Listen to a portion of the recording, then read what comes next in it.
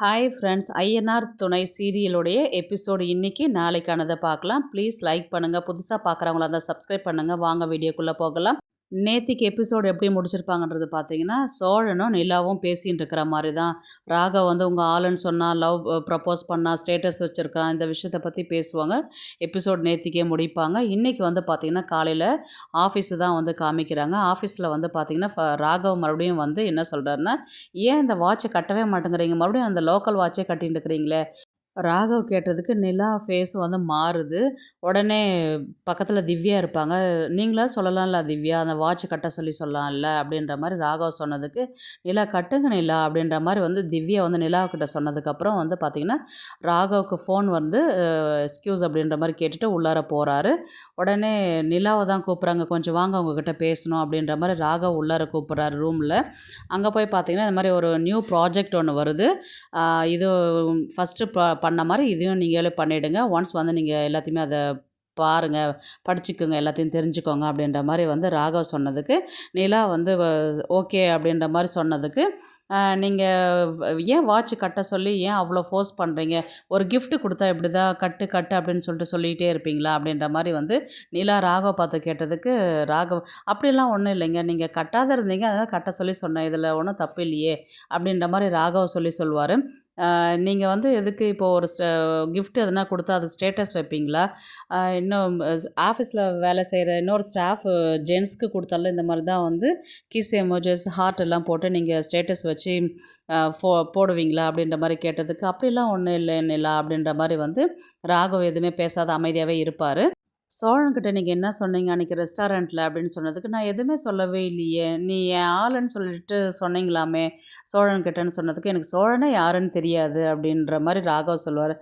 டிரைவராக வந்து அன்றைக்கி கூட்டிகிட்டு போனாரே அப்படின்ற மாதிரி சொன்னதுக்கு, ஓ டிரைவரான்னு, டிரைவர் தானேங்க அப்படின்னதுக்கு, டிரைவர் இல்லை அப்படின்ற மாதிரி இவங்க நிலா சொல்லுவாங்க.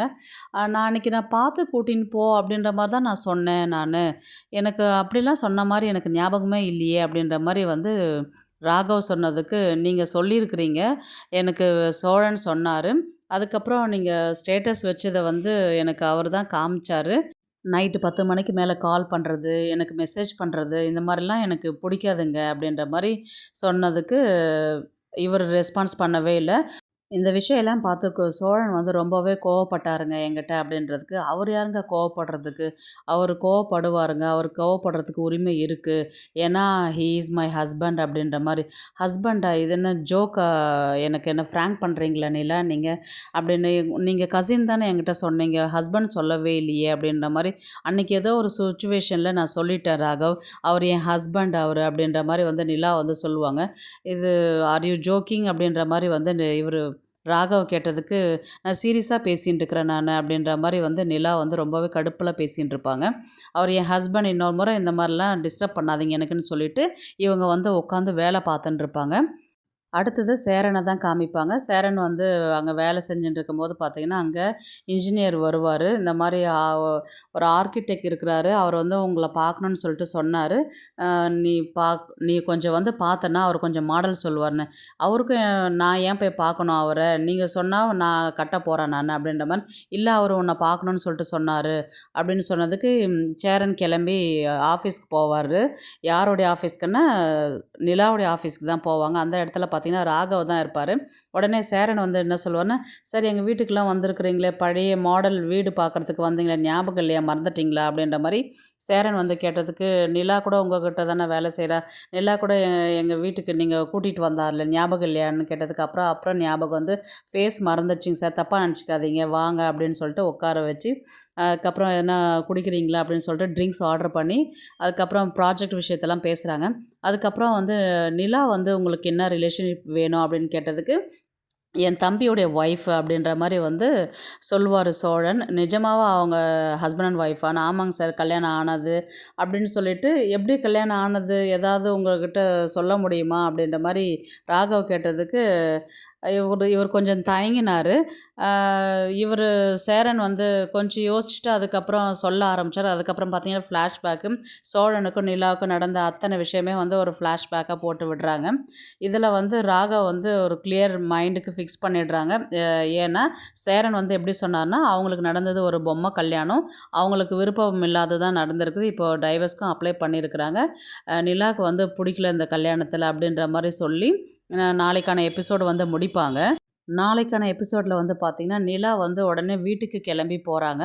வீட்டுக்கு கிளம்பி போனதில் வந்து பார்த்திங்கன்னா, சேரனை தான் ஃபஸ்ட்டு பார்த்துட்டு, "வாப்பா நிலா" அப்படின்ற மாதிரி சேரன் சொன்னதுக்கு, "உங்களுக்கு அறிவு இல்லையா?" அப்படின்ற மாதிரி கேட்ட உடனே எல்லாருக்குமே ஷாக். ஏன்னா நடேசன், பாண்டியன், பல்லவன் எல்லாமே, சோழன் கூட அந்த இடத்துல தான் இருக்கிறாரு. எழுந்து நின்று இவங்க இந்த வார்த்தையை சொன்னதுக்கு, ஏன்னா அவ்வளோ ஒரு கேரிங்காக அன்பாக இருந்து பேசுகிற அவர்கிட்டே வந்து அறிவில்லையான்னு கேட்டதுக்கு, என்னாச்சுங்க உங்களுக்கு, ஏங்க அண்ணன் அப்படி பேசுகிறீங்க அப்படின்ற மாதிரி சோழன் வந்து கேட்குறாரு.